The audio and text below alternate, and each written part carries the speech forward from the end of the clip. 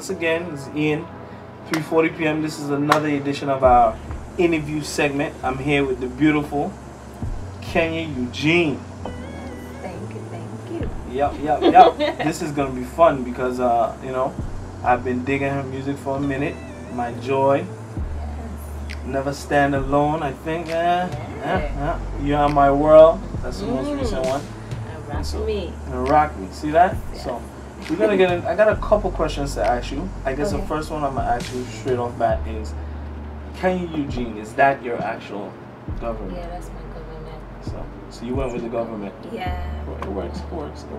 How long have you been doing this? Man, professionally, maybe about 3 or 4 years. But singing, period, on a whole, I started singing at around 4 years old. Okay. So and I found my passion, my love for singing around 4. So you were one of those kids who was jumping on the bed with a comb in your hand. Dancing on daddy's feet, all around the house, listening to records. You know, we had a big musical influence at home. Dad, he used to sing. My uncles, and they all played instruments on both sides of my family, mom and dad. So music was just a natural next step for you. Yeah. So I guess my next question would be, what inspired you or what motivated you to say, hey, you know what, I'm gonna do this as something, you know, full time, as a career move, something that I wanna, the industry, you wanna get into the music industry, of course. So what prompted that?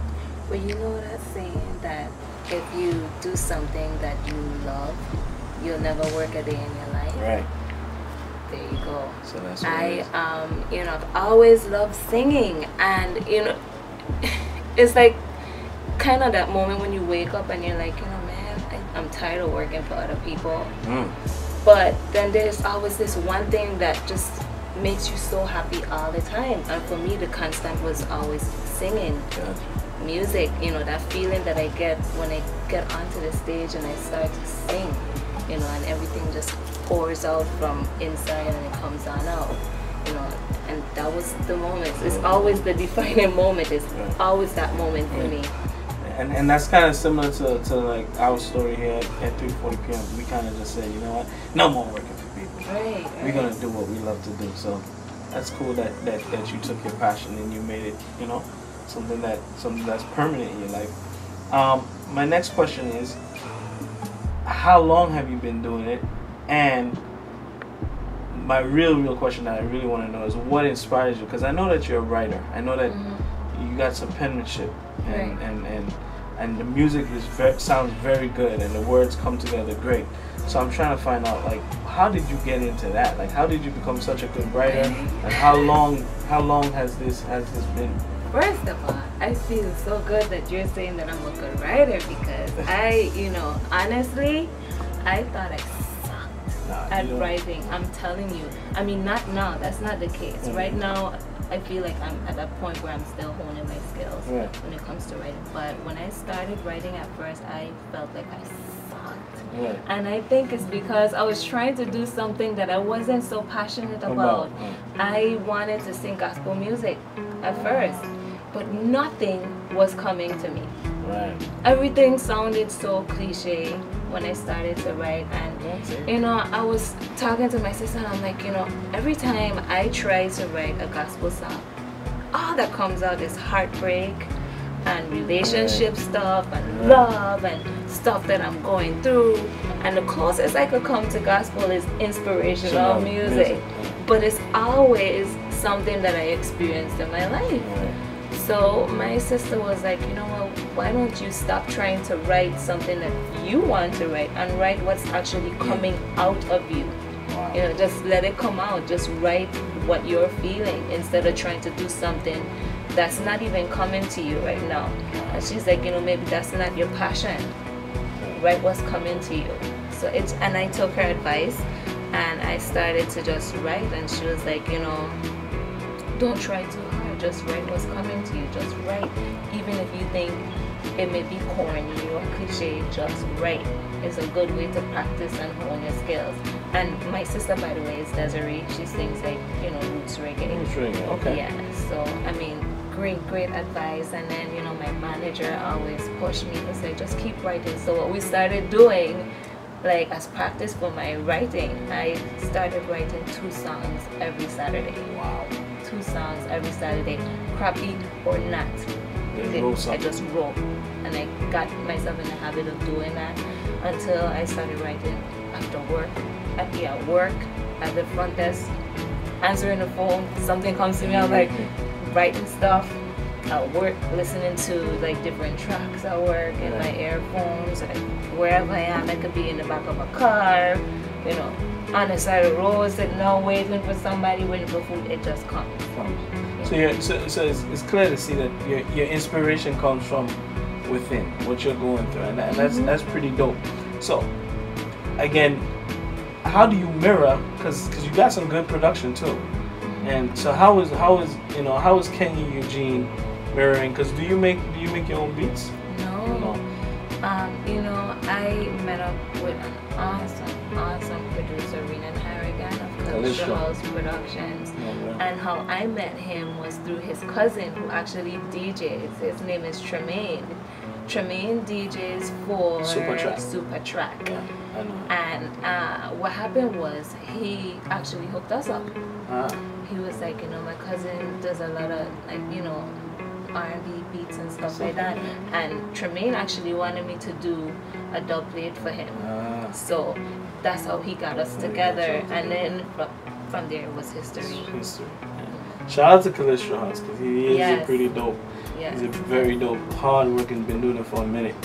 I need to talk to you. But I guess, so what is the future for Kenya Eugene? Like, what is the next step? Because recently I know that you just dropped your video. Plug, guys, go check out the You Are My World video. It's on YouTube right now. But what is next up? What's up next for Kenya Eugene? Well, you can look forward to seeing and hearing more videos and more songs from me, because I have stuff that I've recorded that I just haven't released yet. Right. I have videos that I haven't released as yet either. So, and then we're also looking to bring out an EP. And at the same time, I'm working on my album too. So it's a lot of work behind the scenes. So, you know, you may not see me here and there saying, oh, I'm doing this and doing that, but I'm working really hard, and we're going to push some more music, some more videos coming out. I have a lot of stuff in store. I just don't really want to talk about too much. I got you. You know? So we've got the artist Kenya Eugene. Now I'm going to try to dig and find out Kenya Eugene. Alright, Kenya Eugene. Right? So tell us about Kenya Eugene. You know, give us a little background, you know, your history, life coming up here in the U.S. Virgin Islands, and probably the most embarrassing thing that's ever happened to you. Give me something that's funny. Okay, well, I'm from St. Croix. Okay, so you're from Cruz. Yeah. I thought you were from St. Croix. Cruzan, man. You don't know I say here? I say here. I didn't hear it at the top. And I say here and there. And I everywhere. still don't hear it. And I say Kiara. Okay, now I hear Kiara. I hear Kiara. Well, I didn't hear it there. Oh my gosh. Yeah, so I'm from St. Croix, born and raised. Okay. A very musical family. Yeah. Went to Catamaco School, all public schools. Catamaco, as a Richards Junior High, Complex, Massive. But that's me. I like to sing. I like to model. I can't dance. I think I've seen you modeling before. Yeah. I probably have. Yeah, I modeled for Cindy's Models in the Aisles, and then I got signed to Uptown Model Management out of New York. Wow. Yeah, so I modeled there for a little while, but the music kept calling me, and I was like, you know, I have to go home and start fresh again. I can't stay here and do something that I'm not as passionate about. So I left and I came back home. And that's when I hooked up with my manager, and then, you know, that's things just... You hooked up with your manager. But so next 5 years, where do you see Kenya Eugene? I mean, I know that you're pushing, but you know, I always tell, I try to let artists know, like, you need to have a, like, some type of, like, plan. What's your plan for taking over? In the next 5 years, I see Kenya being successful in 2 ways. I see myself being successful in that I am not planning to be working for anybody. No 9 to 5. No 9 to 5. It's gonna be me doing strictly what I love to do. Gotcha. And that's my ultimate definition of success. Gotcha. Being able to do what I love to do. On your terms. On my terms. Just speak about that. Yeah. And then, you know, after that, the money's always good. Right. You know, being known nationally, you know, internationally, you know, that's the goal, you know, to be able to get out there and spread my message, spread my music, to be out there and be known, and also to call a lot of attention to the Virgin Islands, because there's so much talent here that I think that the United States and people around the world are like totally sleeping on it. I totally agree. Well, we run the industry pretty much.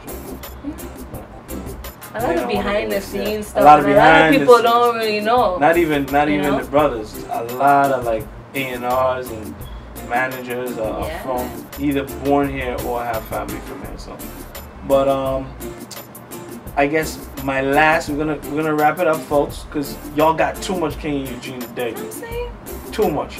But we're gonna wrap this up. What's your favorite song? What song? You know, you have a couple. What's your favorite track? Because my favorite right now is "You Are My World." I actually called in on the radio today. Oh, you did? Yeah, that was me who said, yo, run that back. Ah, okay. And that was, even though I knew I was gonna have an interview, right, I still was like, yo, bug the interview. Right. Yo, run that back. That was you know, it's music. Funny that that's your favorite song, because it is actually my favorite song. Cool. The reason being, I take all of my music comes straight from my heart. Right. This one, you know, it's, you know, when you're so in love, it's so easy to write about something that you're really going through. Right. And I have never loved like this before. Right. You know, and I take this song like really, really seriously. And so there's a lot of passion, a lot of feeling, a lot of emotions behind that song. Definitely my favorite song. That's a really song. Alright, well, give us a drop. Let people know where they can check you, how they could get in contact with you, how much to book you. Let them know. Tell them you charging. We ain't playing. Oh man. The Gia Show. You guys can find me on my Facebook page at www.facebook.com/Kenya Heart. Also for like booking or anything like that, you could contact my manager. His name is Samuel Joseph. Number to call is 340-227-3388. And that's what's up. That's what's up. I'm gonna let you belt this out. Go ahead, do your thing. That's a low one too. I know I'll put you on spot. Sorry. From the first time I laid eyes on you, I knew you were the one, the way it felt so true. My heart and my hand don't know what to do. I tell you that I love you, but it's way too soon. Don't wanna move too fast, can't afford to go. I don't wanna hold back, wanna feel love. But if I tell you how I feel, would you walk